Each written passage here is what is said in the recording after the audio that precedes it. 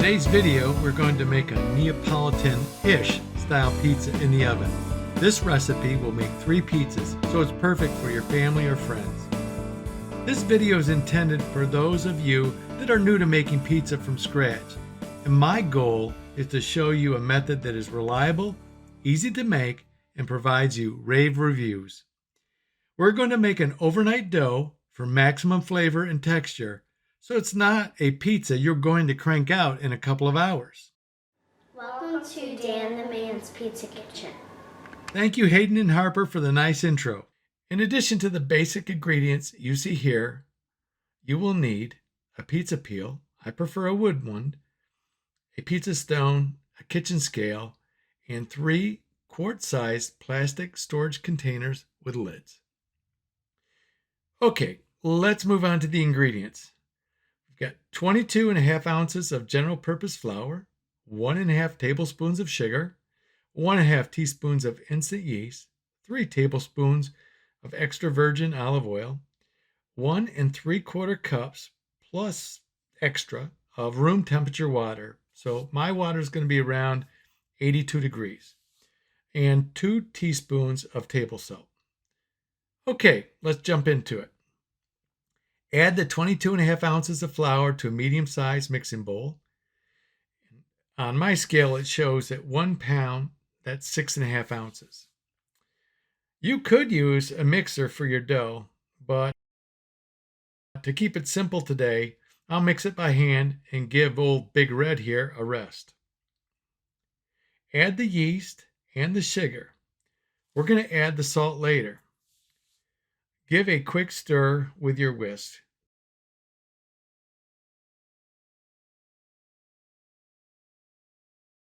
Because I want to minimize cleanup, I'm going to use my tablespoon to make 3 indentations in the dry ingredient mix.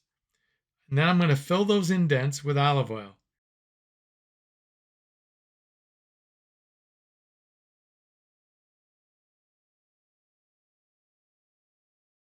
There you go, it's that simple. I don't have to clean up any mixing spoon.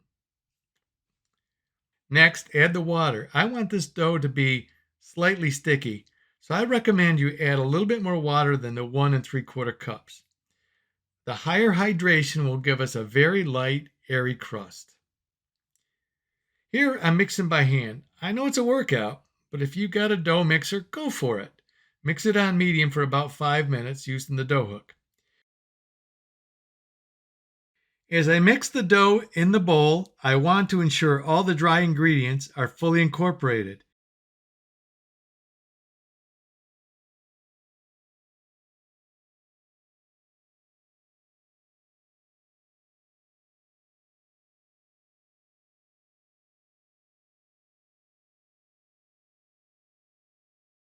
Once the dough has come together, I'm going to continue kneading on a flat surface. If you've got some frustration in your life, now's the time to release it.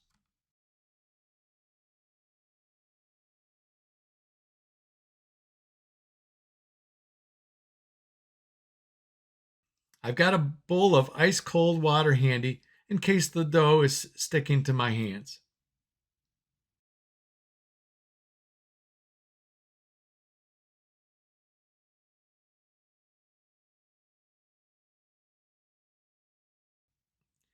After about 5 minutes of kneading, I'm going to put the dough back in the bowl and cover it.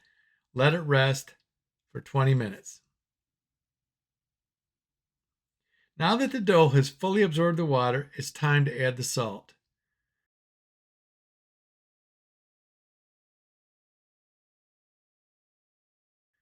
Mix by using a series of stretch and folds until the salt is evenly distributed and absorbed into the dough. Recover and let it rest for 5 minutes.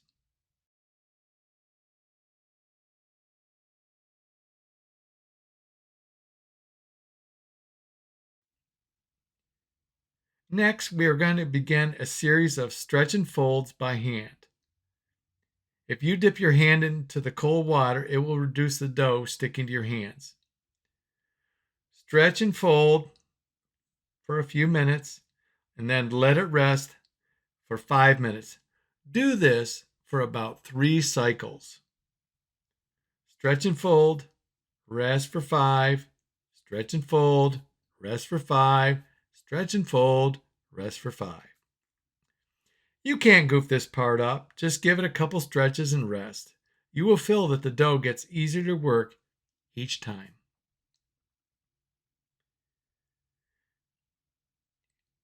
After several rests, check to see if the dough stretches without tearing. If you can stretch it thin without tearing, it's ready to go.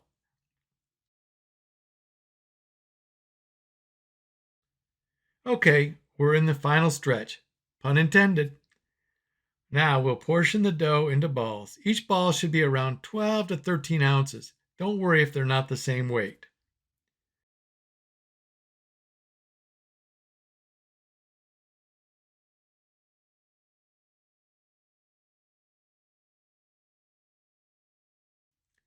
Notice how I seal the dough balls with the heels of my hand.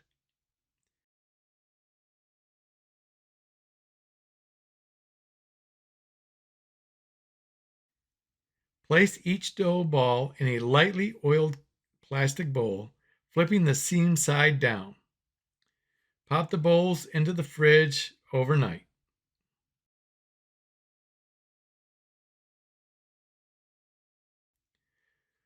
Check out how this dough is nice and airy after a slow rise in the refrigerator.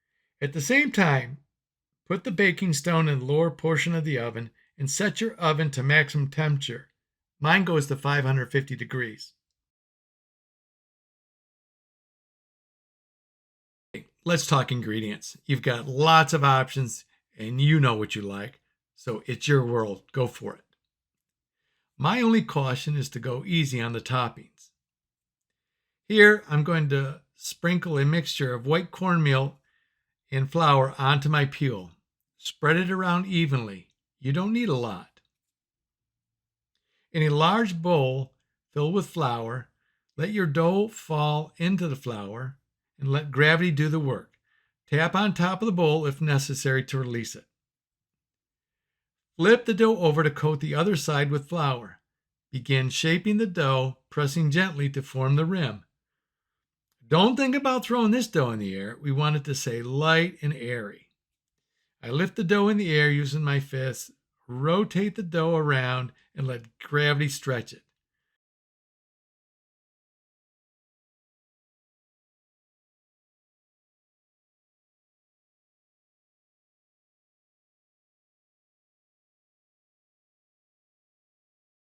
Now transfer it onto the peel.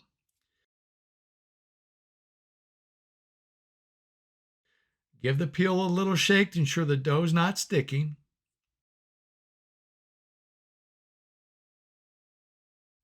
Now I'll top the pizza. I'm going to put the cheese down first so my dough doesn't get soggy from the sauce. Another shake of the peel and away we go. Every oven is different, but as a reference, my pizzas are done perfectly in 7 minutes.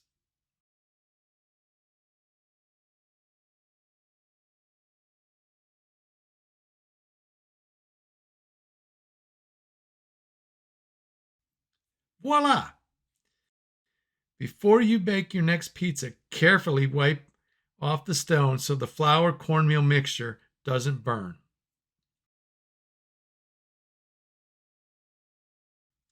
I'm finishing this one off with fresh basil.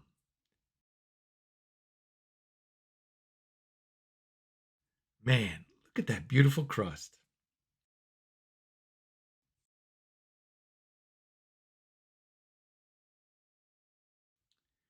This is a white pizza. Mozzarella, caramelized onions, mushrooms, and goat cheese.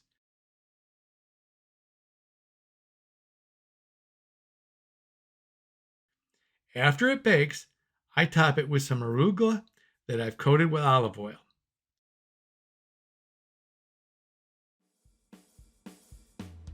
I hope this video helps you on your pizza journey. Bon appetit!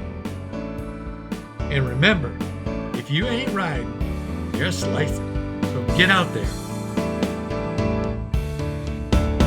Welcome to Dan the Man's. I can't.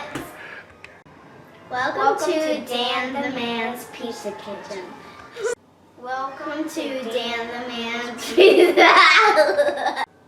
Welcome to Dan the Man's Pizza Kitchen. Welcome to Dan the Man's Pizza Kitchen. It's okay. Welcome to Dan the Man's Pizza.